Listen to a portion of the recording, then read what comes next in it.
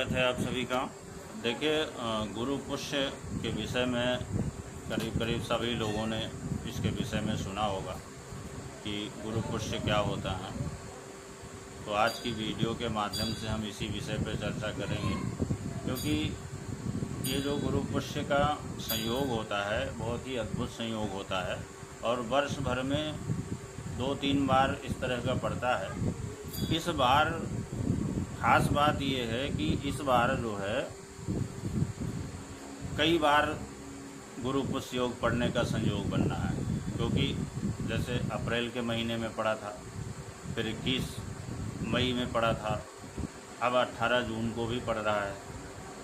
तो कभी कभी ऐसा संयोग हो जाता है, लेकिन प्रायः ये जो संयोग है ये दुर्लभ संयोग होता है।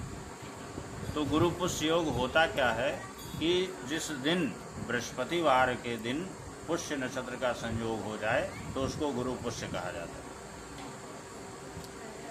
और ये गुरु पुष्य योग जो है अपने आप में बहुत बड़ी विशेषता लिए हुए होता है कि इस दिन जो भी कोई कार्य करना हो, कोई अस्थायी कार्य करना हो और कोई शुभ कार्य प्रारंभ करना हो, तो बिना किसी परामर्श के, बिना किसी उसके इस दिन इस कार्य को किया जा सकता है, क्योंकि इस दिन कार्य करने से उत्तरोत्तर उसमें वृद्धि होती है। क्योंकि पुष्य नक्षत्र जो है नक्षत्रों का सम्राट होता है, नक्षत्रों का सम्राट कहा गया है और पुष्य नक्षत्र की बहुत बड़ी विशेषता है, नक्षत्रों का राजा है। तो आगामी 18 जून को ये संयोग एक बार फिर से पड़ रहा है। तो इस दिन कोई भी शुभ कार्य करना हो, संपत्ति खरीदनी हो, कोई चीज़ प्रारंभ करना हो, जैसे कोई ठेका इत्यादि शुरू करना हो, कोई अनुबंध शुरू करना हो या कहीं निवेश करना हो, तो उन सब चीज़ों के लिए ये बहुत ही अच्छा सहयोग होता है। इस दिन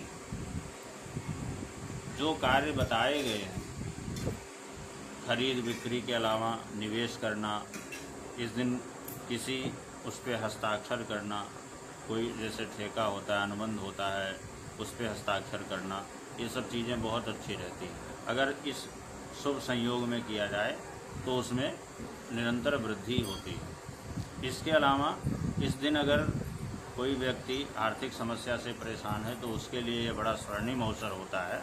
इस दिन उसको माता लक्ष्मी और भगवान विष्णु की यथासंभव आराधना करनी चाहिए। भगवान विष्णु और माँ लक्ष्मी की आराधना करके श्री सूक्त का पाठ कर सकते हैं, लक्ष्मी सूक्त का पाठ कर सकते हैं, पुरुष सूक्त का भी पाठ कर सकते हैं, कनक धारा स्तोत्र का पाठ कर सकते हैं। इसके अलावा माँ लक्ष्मी और भगवान विष्णु को भोग लगा करके उनके मंत्रों का जप भी किया जा सकता है। तो ऐसा करने से माता लक्ष्मी और विष्णु भगवान प्रसन्न होते हैं। और जैसा कि मैंने बताया था कि ये बहुत ही दुर्लभ संयोग है, तो पिछले महीने जो 21 मई 2026 को पड़ा था, उस दिन वो जो गुरु पुष्य योग था वो बहुत ही अपने आप में खास था, क्योंकि जब पंचमी तिथि, बृहस्पतिवार में पंचमी तिथि पड़ जाती है तो एक प्रकार का गुरु पूर्णा समायोगे सिद्ध योगा प्रकृतितः, तो एक प्रकार का सिद्ध योग बन जाता है और वो भी उसमें पुष्य नक्षत्र हो गया था। तो वो वाला बहुत ही दुर्लभ था और ये भी दुर्लभ है। तो इसमें अगर कोई किसी को ऐसा कार्य, कोई इस तरह के कार्य की योजना बना रहा है तो उस कार्य को ज़रूर करे। इस दिन दान इत्यादि का भी धर्म, इस दिन जो दान का जो फल होता है बहुत अनंत गुणा जो है अधिक होता है।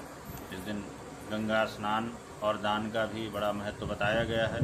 तो जो भी कार्य बताए गए उनके अलावा माँ लक्ष्मी और विष्णु भगवान की आराधना के साथ साथ में दान इत्यादि करने से व्यक्ति को मानसिक संतुष्टि प्राप्त होती है, क्योंकि पुष्य नक्षत्र जैसा मैंने बताया था कि नक्षत्रों का सम्राट कहा गया है।